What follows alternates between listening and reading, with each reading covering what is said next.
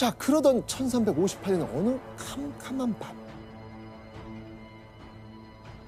공포에 찌는 공민왕의 목소리가 구간에 울려 퍼집니다.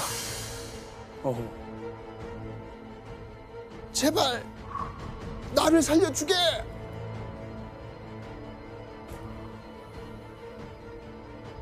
어둠 속에서 호련히 나타난 괴한이 공민왕에게 달려든 겁니다. 그리고는 시퍼런 칼을 들고 공민왕을 위협하기 시작했죠. 아니요, 암살하러 드디어 온 건 아닐까? 날카로운 칼에 공민왕의 목을 베어버리려던 일촉즉발의 상황. 그런데 바로 그 순간 누군가의 다급한 발소리가 들립니다.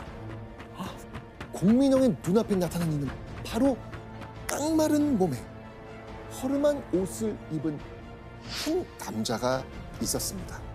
그 남자는 공민왕을 위협하던 괴한을 거침없이 쓰러뜨립니다. 우와. 그리고 잠시 후 공민왕은 침대에서 번쩍 눈을 뜹니다. 꿈이었구나. 네. 극한 압박감에 시달리던 공민왕이 끔찍한 악몽을 꾼 겁니다.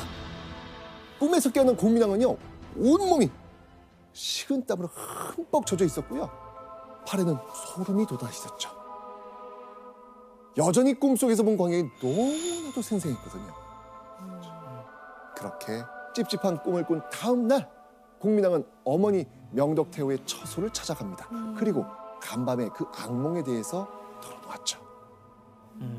그런데 이때 명덕태후의 처소에 찾아온 누군가를 보고 공민왕은 깜짝 놀라서 다리가 풀릴 뻔했습니다. 보시죠. 마침 김원명이 신돈을 아련시켰는데 그 모습이 매우 닮았다. 뭐? 아, 꿈에서 봤던 사람이랑 신돈이랑 닮은 거네요. 그렇죠. 꿈속에서 만난 남자가 공민왕의 눈앞에 뻑하니 나타난 거예요. 게다가 신돈과 몇 마디 말을 나눠보니 총명하기까지 합니다. 자, 여러분이 이제 그때 공민왕이었다면 이 신돈에 대해서 어떻게 생각할 것 같아요? 이건 운명이다. 하늘이 내려준 사람이다. 하늘의 뜻. 그죠? 자, 이후 공민왕은요, 여러 차례 신돈을 궁궐로 불러들이죠. 그리고 함께 불교의 이치에 대해 이야기를 나누면서 시간을 보내게 됩니다. 자, 그러면서 공민왕은 자신의 눈앞에 운명적으로 나타난 승려 신돈에게 홀랑 마음을 빼앗겨버립니다. 자, 그런데 신돈은 대체 어떻게 공민왕과 운명적으로 만날 수 있었을까요? 김원명은요, 공민왕이 기찰과 친원 세력을 제거할 때 공민왕을 도왔던 공신입니다. 그러니 당연히 공민왕과 무척 가까운 또 네. 신임받던 신하였던 것이죠. 네. 교수님, 그러면 신도는 김원명을 어떻게 알게 된 거예요? 매골승으로 이제 떠돌던 신돈이 우연치 않게 김원명을 만나게 됐는데 아마 그때 김원명이 공민왕과 가까운 관계라고 하는 것을 알고 더 접근을 했다는 이야기도 있고요. 뭐 그거 외에도 제가 보기에는 공민왕 자신이 엄청난 불교 신자였거든요. 그래서 이제 절에도 많이 다녔는데요. 그런 뒤에 우연히 신돈을 만나서 이야기를 조금 해보니 굉장히 매력적인 사람이다라고 느껴서 데려올 수도 있었던 거죠. 매골승 생활을 하며 거리를 떠돌던 그 경험 때문이었을까요? 신돈은요, 사람의 마음을 읽는 능력이 탁월했습니다. 원나라 간섭에서 벗어나 강력한 왕권을 만들고 싶었던 공민왕. 아마도 신돈은 그런 공민왕의 처지를 잘 알고 있었을 겁니다.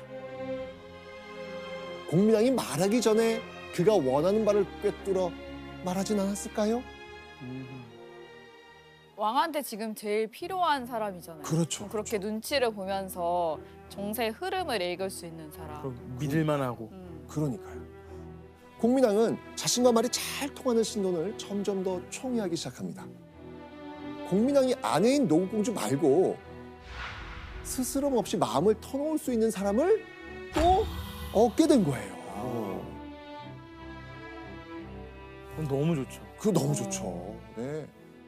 자, 그러던 어느 날 유학자의 대부이자 정계 거물로 불리던 이재현이 공민왕을 찾아옵니다. 자, 그가 공민왕을 찾아온 이유. 왕에게 신돈을 가까이 하지 말라는 이야기를 하기 위해서였습니다. 그 골격이 옛날 흉악한 자들처럼 생겨 반드시 후환을 끼칠 것이니 가까이 하지 마십시오. 골상을 받네, 골상. 한마디로 관상이 별로라면서 신돈을 비난한 거예요. 예. 또 다른 신하들은 신돈을 두고 이런 말을 합니다. 이 까까머리는 반드시 국가를 어지럽힐 놈이다. 왕을 홀린 요사스러운 승려. 까까머리가 옆에 있는데 어떤 기준인가요? 여기도 골상인가요? 골상이. 공민왕의 총애를 받는 신돈을 향한 신하들의 반발이 이 정도로 거셌다는 겁니다. 아, 교수님, 예. 신하들은 신돈을 왜 이렇게 싫어한 거죠? 권력을 얻는 방법 제일 좋은 게 권력자하고 물리적으로 가까이 있는 게 최고의 방법이거든요. 근데 지금 물리적으로 가까이 있는 사람이 누굽니까? 바로 신돈. 신돈이거든요. 신돈이 절대적으로 신뢰를 얻고 있는 인물이에요.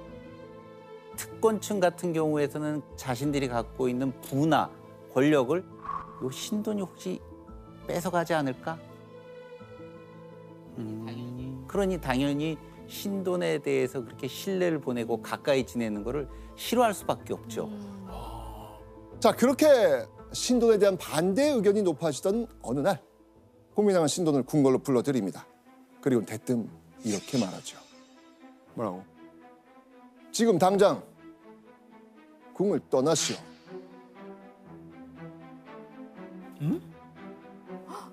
공민왕이 신돈한테요? 네. 청천벽력 같은 공민왕의 말에 신돈의 어깨는 흠칫 굳었습니다. 공민왕은 대체 왜 갑자기 신돈에게 궁을 떠나라고 했을까요? 너무 반발하는 신하들이 많아서 그런가?